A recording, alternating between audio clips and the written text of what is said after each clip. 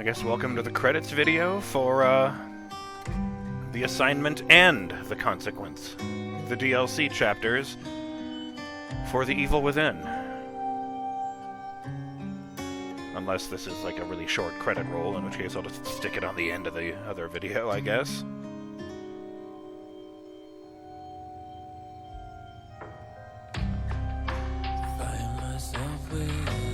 I gotta say, I wasn't a huge fan of the heavy stealth focus in the gameplay, but I did appreciate that they felt very different from the main campaign. And I really found it intriguing how these DLC chapters filled in a lot of the blanks I had with the story of the main game. It answered a lot of questions. I didn't actually expect to get a straight answer on when Sebastian and company were pulled into the simulation.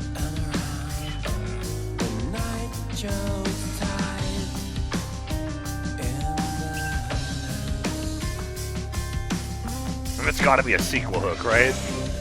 Myra working for Mobius with the stupid gloves and everything.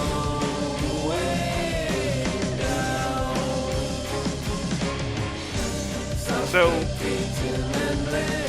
I am still confused on whether or not the no-faced man, who I couldn't help but notice was a real person at the end there. I already know what I'm going to call that video.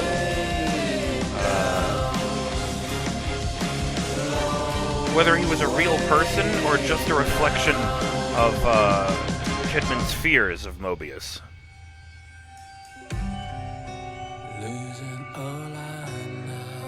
Huh. Take that, Roshan. Consider that a shout-out. He thought it would, he thought it would take me to the next decade to finish this DLC. And I always appreciate a good, bad end-of-year joke.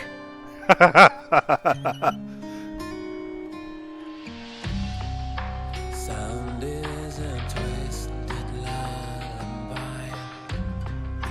Touch is the slice before the blind. Huh. I guess this means that,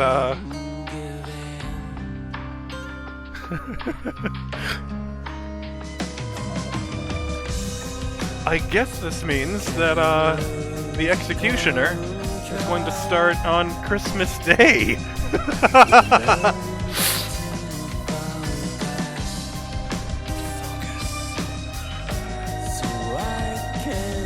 Shout out to Casting Boat, you did a great job with fitting people to their roles.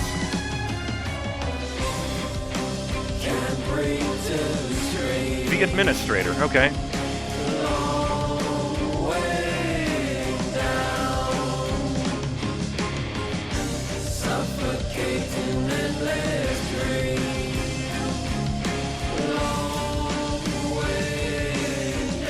I've just been calling him the no-faced man because, well, it was whimsical and funny, frankly.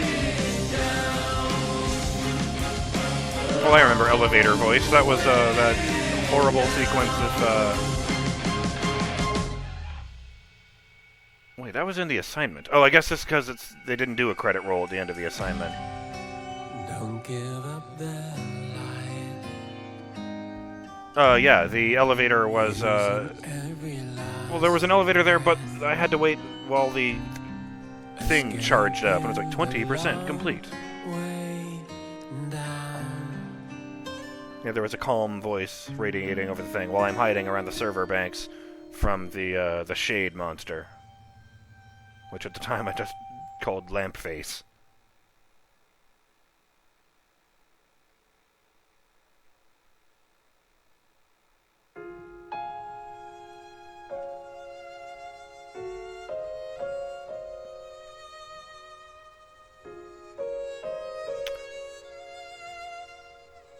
Do I recommend these DLCs? I will say this. If you're gonna play either of them, you really should do both of them. Because the consequence is meaningless without the setup of the assignment, and the assignment just doesn't end, it just stops. Is the best way to describe it.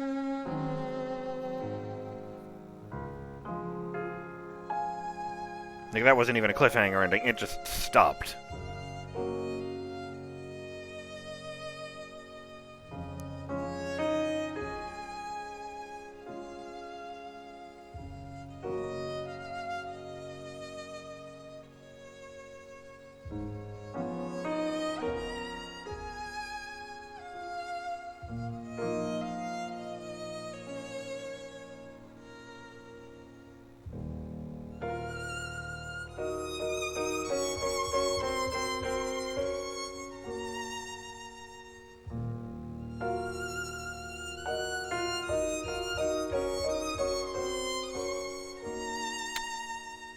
Yeah, I think, all in all, I would recommend these.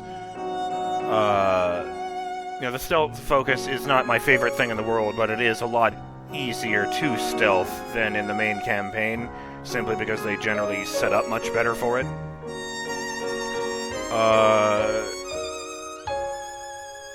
With the stealth focus, I thought the cadavers made an interesting new enemy, since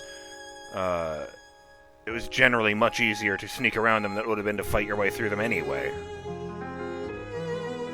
Always interested in stuff like that, blind enemies that listen to you.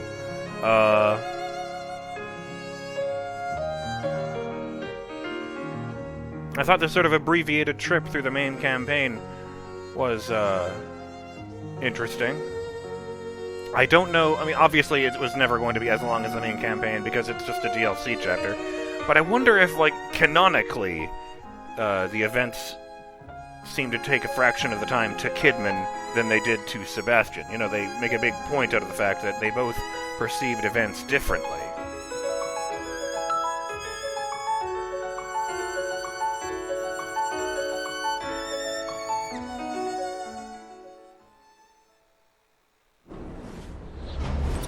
Nice.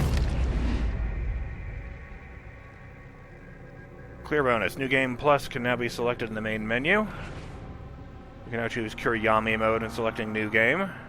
Oh yeah, it's just everything is black except for the, what you're pointing the flashlight at. Harsh.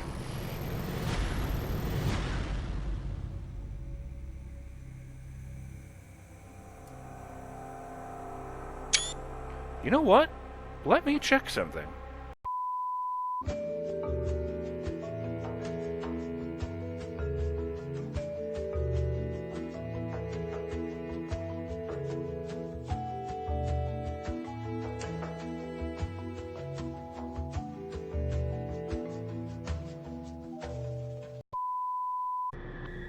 Okay. I had 64 deaths in the main campaign, and it didn't tell me how many deaths I had when I finished the assignment, so I'm not sure whether these 33 deaths are just in the consequence or between the assignment and the consequence. But either way, I died about half the times I did in the main campaign, no matter what the sequences with Shade made it seem like. I like that, the final image being her with the gun rather than the administrator, I guess he's called. Sure. Oh, because it's a New Game Plus, but this is just the ones with 3 and 4. Fine.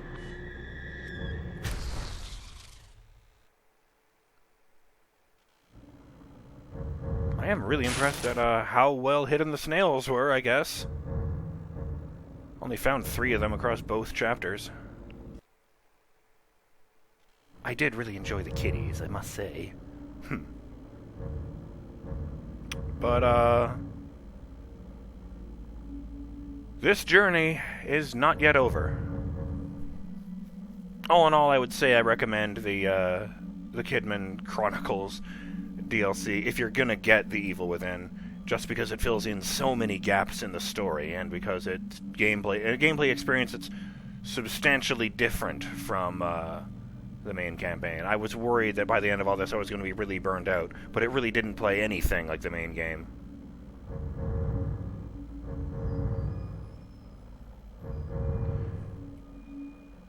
So, yeah.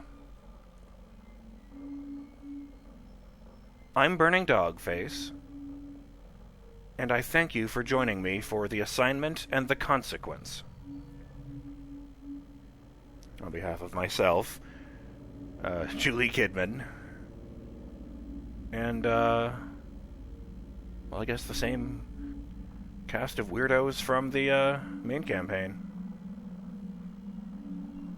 Hope you had a good time, and I hope you'll join me for the final step of our voyage through The Evil Within, the 3rd DLC chapter, The Executioner, which should be a very interesting time indeed. Till then, have yourself a great day. Later!